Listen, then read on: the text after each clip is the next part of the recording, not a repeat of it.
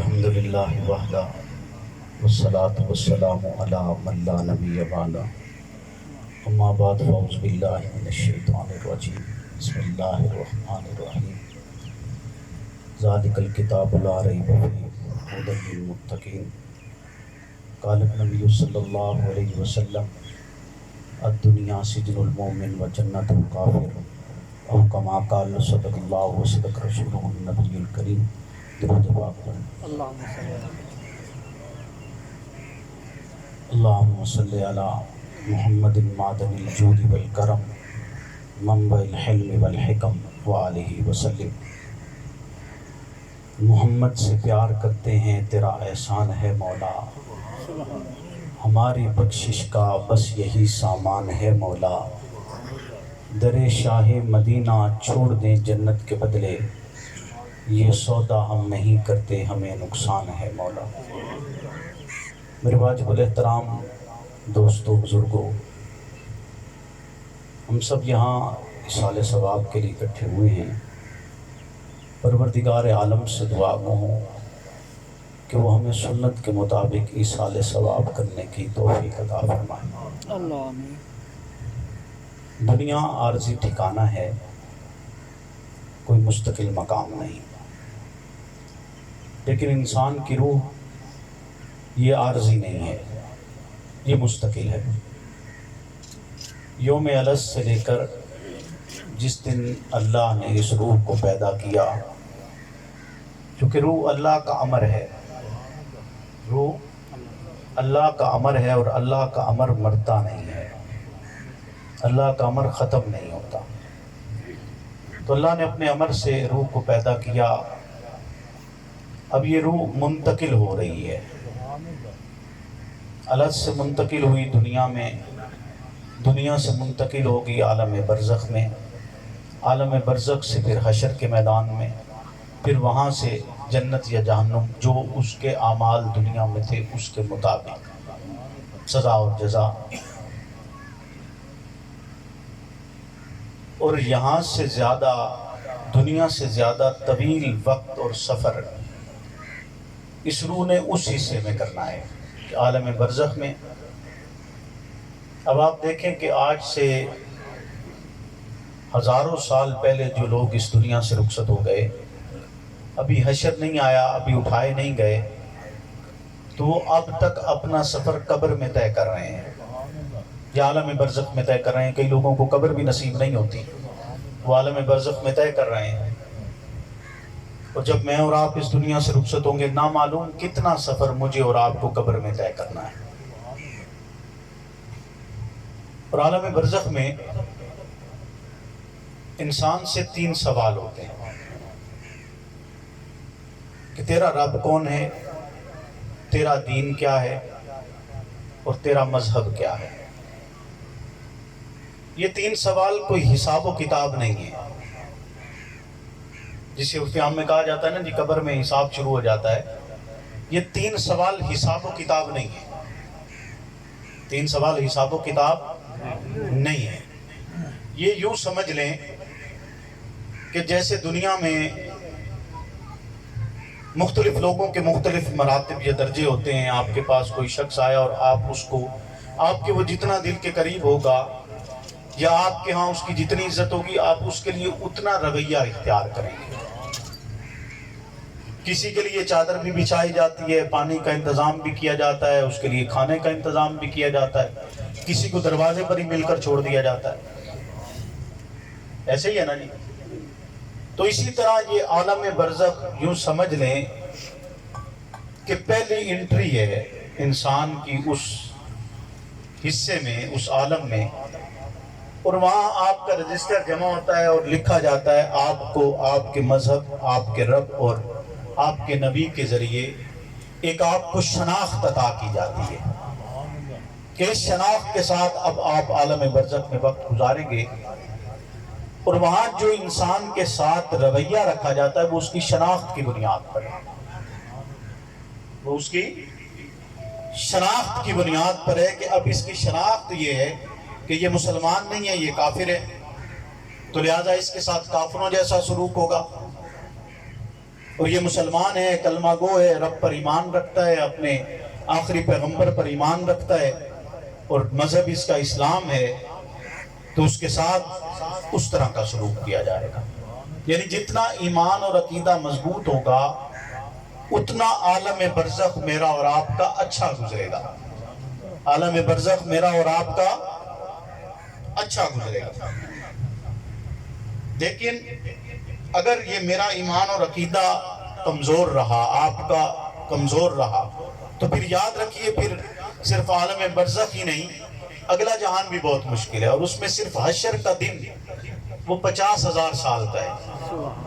صرف ایک دن 50,000 سال کا ہے. اور وہ دن جس دن کوئی سایہ نہیں ہوگا، پینے کے لیے پانی نہیں ہوگا، اس دن سایہ ایک ہی ہے، اور وہ سایہ عرش کا سایہ ہے. اور وہ چند لوگوں کو ملے گا، ہر شخص کو وہ نصیب نہیں ہوگا. وہ مظلوم کو مل سکتا ہے، وہ ایسے شخص کو ملے گا جس کا عقیدہ بالکل درست ہو، ایسے شخص کو ملے گا جو عادل ہو، جس نے دنیا پر عدالت کا نظام جاری کیا ہو، اس نے ظلم نہ کیا. ایک سایہ اور ساری دنیا ایسے عالم میں کھڑی ہوگی کہ سورج سوا نیزے پر ہوگا. آج یہ سورج ابھی برداشت نہیں ہوتا جو ابھی 9 کروڑ میل دور ہے، یہ نہیں ابھی برداشت ہوتا. تو وہ جو سوا نیزے پر ہوگا اور زمین آگ برسا رہی ہوگی، اور پھر رب کی جلالت قائم ہوگی کہ جس دن سوال ہوگا کہ آج کے دن مالک کون ہے، تو جواب ایک ہی ہوگا کہ سوائے اس کی ذات کے اور کوئی مالک نہیں ہے. سوائے اس کی ذات کے کوئی اور مالک نہیں ہے. حساب و کتاب شروع ہوگا اور نفسہ نفسی کا عالم ہوگا. کوئی رشتہ دار نہیں، کوئی دوست نہیں، کوئی عزیز نہیں. ساری زندگی جن بیٹوں کے لیے ظلم کیا، زیادتی کی، دوسروں کی زمینوں پر قبضے کیے، وہ بیٹا آج باپ کو پہچاننے سے انکار کر دے گا. باپ بیٹے کو پہچاننے سے انکار کر دے گا، کہے گا کہ آج کے دن نہیں، آج کے دن اپنی اپنی ہے. نفسہ نفسی کا عالم ہوگا. اور اس عالم میں جب پروردگار عالم کے سامنے ساری کائنات پیش ہوگی، رسالت پناہ حضرت محمد رسول اللہ صلی اللہ علیہ وسلم آپ سے تمام امتیں گزارش کریں گی. آپ رب کی بارگاہ میں سجدہ ریز ہوں گے، اللہ سے دعا کریں گے کہ اللہ حساب و خطاب جلدی شروع ہو جائے. آپ کی دعا پروردگار عالم کی بارگاہ میں قبول ہوگی. حساب و کتاب شروع ہوگا تو رسالت پناہ کو حکم کیا جائے گا کہ آپ نے یہ دعا مانگی تھی کہ حساب شروع ہو. حساب شروع ہوتا ہے، آپ اپنی امت سے شروع کیجئے. اپنی امت کا پہلا فرد رب کی بارگاہ میں پیش کریں. محمد رسول اللہ صلی اللہ علیہ وسلم کی امت کا پہلا فرد رب کی بارگاہ میں پیش ہوگا. آپ کی امت کا پہلا فرد رب کی بارگاہ میں پیش ہوگا. رب کا جلال جمال میں بدل جائے گا. رب کا جلال، امت محمدیہ صلی اللہ علیہ وسلم کا پہلا فرد رب کی بارگاہ میں پیش ہوگا اور رب کا جلال جمال میں بدل جائے گا. وہ پہلا فرد کون ہوگا؟ ایسا کون سا فرد ہے جس کو رسالت پناہ اس جلالت کے عالم میں، جب اللہ رب العزت آج جس دن معافی کسی کو نہیں ملنی، جس دن عدل قائم ہونا ہے، اور عدل کے ساتھ، انصاف کے ساتھ، کہ جس نے جنت میں جانا ہے وہ اس کی بخشش کی وجہ سے جائے گا، اس کے رحم کی وجہ سے جائے گا، اس کے عفو کی وجہ سے جائے گا، اس کے کرم کی وجہ سے جائے گا. لیکن جو جہنم میں جائے گا وہ اس کے پورے انصاف کی وجہ سے جائے گا. وہ پورا تول کر بھیجے گا، ظلم کے ساتھ نہیں بھیجے گا، ناانصافی کے ساتھ نہیں بھیجے گا، تول کر بھیجے گا. تو اس دن ایسا کون سا شخص ہوگا جس کو رب کی بارگاہ میں اتنی جلالت میں کھڑا کر دیا جائے اور پھر رب کا جلال بھی جمال میں بدل جائے. رب کا جلال بھی جمال میں بدل جائے، وہ کون سا ایسا فرد ہے؟ وہ امت کا وہ پہلا فرد ہے جس نے سب سے پہلے لا الہ الا اللہ پڑھا۔ وہ پہلا فرد ہے جس نے سب سے پہلے لا الہ الا اللہ پڑھا، جو سب سے پہلے محمد رسول اللہ پر ایمان لایا۔ وہ پہلا فرد جس نے سب سے پہلے اپنا مال آپ کی راہ میں قربان کیا۔ وہ پہلا فرد جسے رسالت پناہ اپنے مسلح پر کھڑا کرتے ہیں، جسے اپنے مسلح پر کھڑا کرتے ہیں۔ جب اس سے یہ سوال ہوگا، پہلا سوال نماز کا ہونا ہے، اس سے نماز کا سوال ہوگا، تو وہ جواب میں کہہ سکتا ہے نا، اللہ کون سی نمازیں؟ وہ نمازیں جو محمد رسول اللہ کے پیچھے پڑھی ہیں، یا وہ نمازیں جو محمد رسول اللہ کے مسلح پر پڑھائی ہیں، جو آپ کے مسلح پر پڑھائی ہیں۔ مال کے متعلق سوال ہوگا تو وہ رب کی بارگاہ میں، یہ میرا تخیل ہے، یعنی تصوراتی آپ سے گفتگو کر رہا ہوں، مبادہ یہ نہ ہو مولوی ڈھیر بیٹھے میں تو فتویٰ بھی لگتا بندے تھے۔ میں عشق میں بات کر رہا ہوں، ہو سکتا ہے تو یہ عشق والوں پہ ہوتا ہے، تھوڑی سی بات جو ہے نا ان کی درگزر بھی ہو جاتی ہے۔ تو مال کا سوال ہوگا تو وہ کہے گا اللہ کون سا مال؟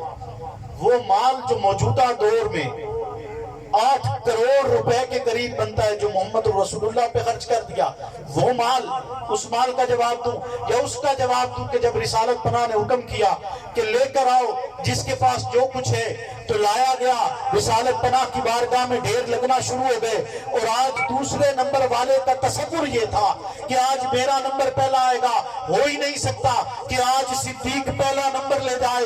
جب بھی بات آتی ہے، ہجرت کی بات آئی، صدیق پہلا نمبر لے گیا، ایمان